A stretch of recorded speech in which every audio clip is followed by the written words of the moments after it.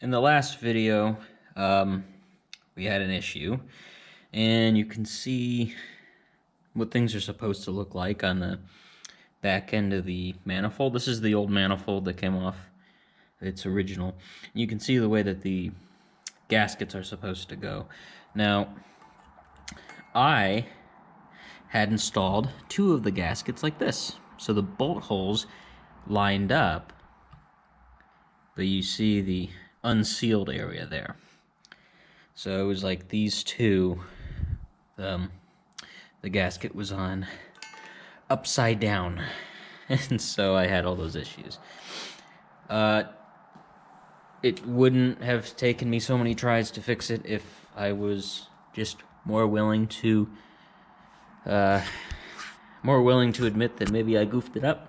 But hey, it's all good now. So we'll take a look at the car. I'm going to do a couple of drive-bys, and I do have some driving footage that I can share with you. All right, let's do it. So before I go any further, here's just a quick rundown. The car is 286,000 miles. The odometer is wrong. I blinked it out using the OBD1. The engine is completely stock. Nothing's been done to it. It's original. It's been in here. Looking through service records, I don't think the head's ever been rebuilt or anything like that. I do not have compression numbers. And then a refresher here. This is a 15G turbo. There is no shaft play when I had it out. Things in great shape. I have a Japanifold for the exhaust manifold. And this is an angled exhaust housing for the turbo that I pulled off of a 2001 Volvo T5. So it's the angle flange with a 3-inch downpipe. It's the full IPD sport exhaust, so it's turbo back. That does have a muffler, and it also has a catalytic converter. The ECU is from a 96, and what that means for me is that it no longer has EGR. So the EGR valve stays closed unless it's in use, and so even though there's a pipe back there that the EGR was being fed from, so long as the EGR valve was not stuck open, that's perfectly fine to just leave like that. When I do the intake manifold, that's going to mean that I'm going to remove that, which is great, but it's not something I need to worry about at the moment. The ECU also has been tuned so it behaves like a manual, and because this is a T5R, it doesn't just run the 9.8 pounds of boost. This has been set to run the 12 pounds of boost that the R cars were capable of doing. I think you could just run with the regular ECU, but it would then just complain about the missing automatic transmission. I'm going to go ahead and start it up now. Then I'm going to get the camera set up, and then we'll do a couple of drive-bys. This is a 3D printed adapter. I thought that color was going to be alright. I'm not really complaining too much about it, but, you know, it's not perfect.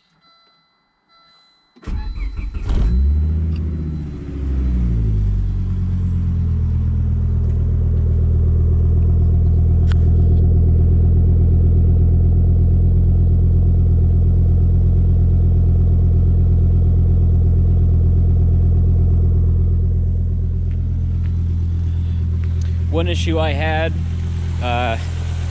was when I reinstalled the turbo, I didn't quite get the oil drain perfectly back in, so that spelled trouble. I've got the oil stain to prove it, so I just had to get underneath the car and undo that, replace the lower O-ring, and put that back in. If they're not in perfectly, I don't know why, but it chewed up the old one pretty fast.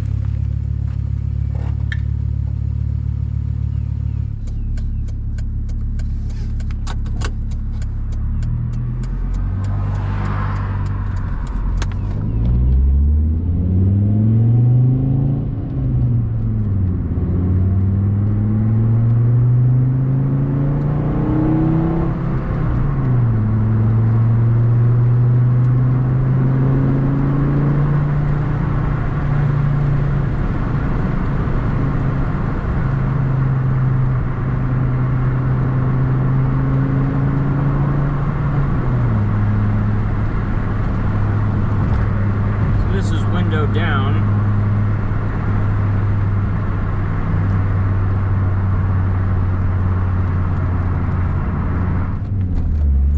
Roll the window up.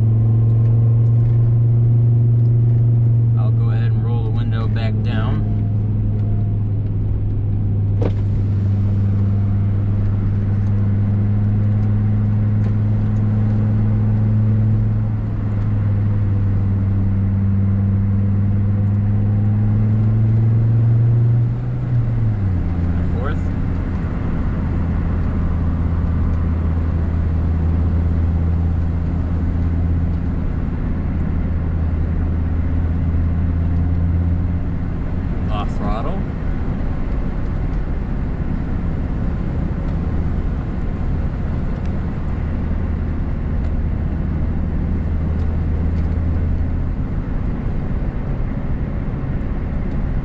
It's going to be a corner. I'll go ahead and blip it when we go around the corner.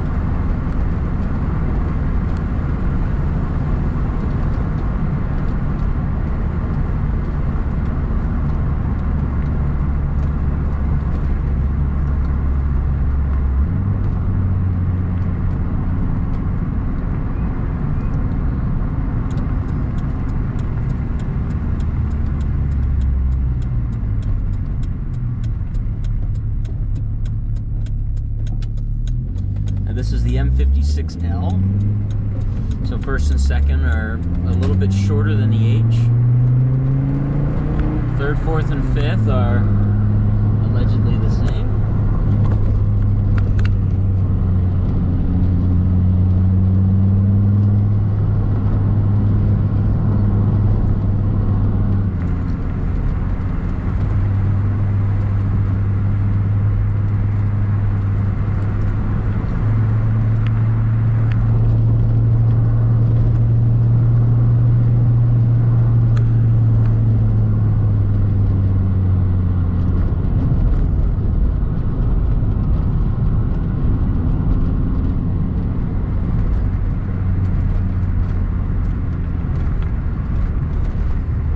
I guess while there's nothing else to say, I'll comment on the IPD exhaust. I'd say it is a little drony. I haven't put any sound dampening in the trunk. I don't really mind that. This isn't a family car.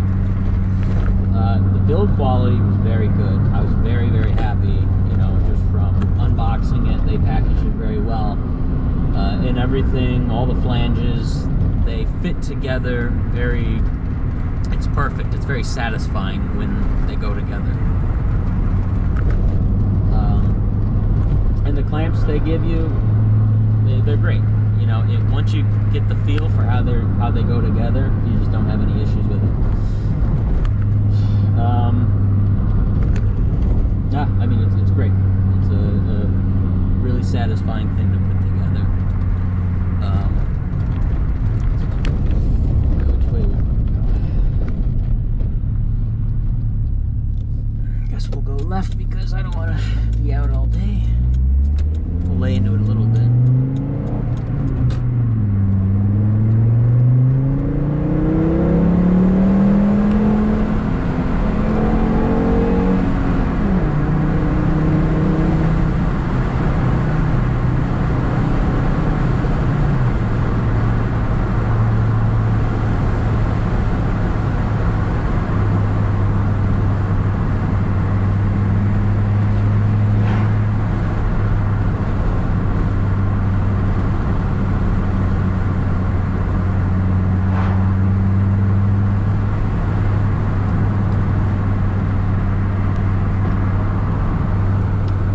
Just in closing, you know, when I was in high school, it's, you know, this is 2010-ish. You know, I was just obsessed looking at pictures of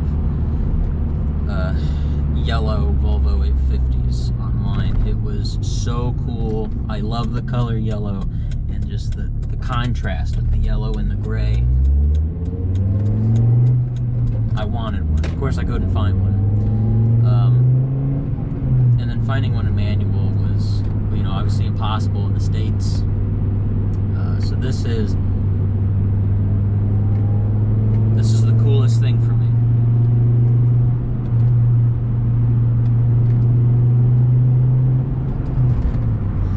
So I'm very happy with it. I have to still clean all the oil residue that leaked on to the downpipe. I got to clean all that off, or just let it burn off. But the oil level's staying the same, so the oil leak's done. So now I have a rip kit coming in, so just waiting on Snap to finally get that out. They have a little bit of a delay. But other than that, I'm just enjoying the car now. You know, and that's the way you're supposed to do it.